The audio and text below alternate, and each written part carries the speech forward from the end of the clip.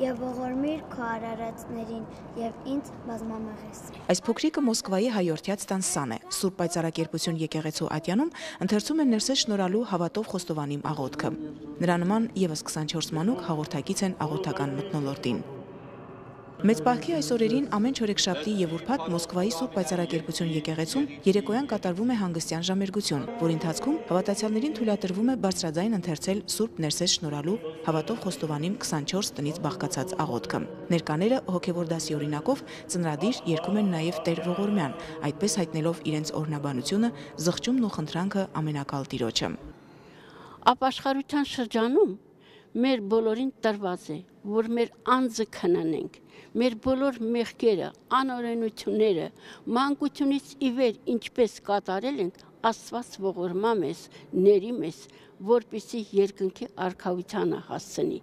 Մարդիկ առավոտյան եւ երեկոյան ժամերգություններին գալիս են նույնիսկ Մոսկվայի ամենահեռավոր հատվածներից։ Շարականները երգելուց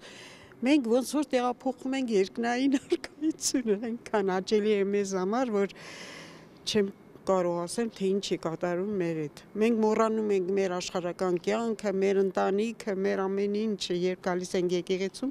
ես ասում եմ, ես գնում եմ հորս տունը, սա իմ հոր տունն է։ Ժամերգությունների ավարտին մասնակիցները ստանում են նաև թեմակալ առաջնորդի օրհնությունը։ Այս օրերին առաջնորդարանում կազմակերպված յուրաքանչյուր միջոցառում կամ հանդիպում նվիրված է Մեծ Պահքին։ Եվ հարաբանության ծնարժանի արա։ Չորեքշաբթի երեկոյան կատարվող հոգումների ներկաները հոգևոր դասի հետ մոմի աղոտ լույսի ներքո իրենց աղոթքն են վերառաքում առ Աստված աշխարհի խաղաղության, փորձությունների ու դժվարությունների հաղթահարման, մտերիմների ու հարազատների առողջության համար։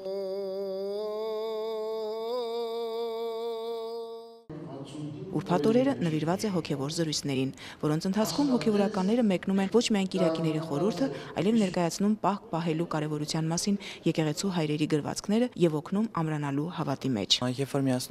մասնակցում եմ միասնական աղոթքին, այսինքն գալիս եմ եկեղեցի, անշուշտ այստեղից դուրս եմ գալիս խաղաղված, ավելի հանգստացած, քանի որ եկեղեցին Աստծո տունն է եւ հոգու օթևան է։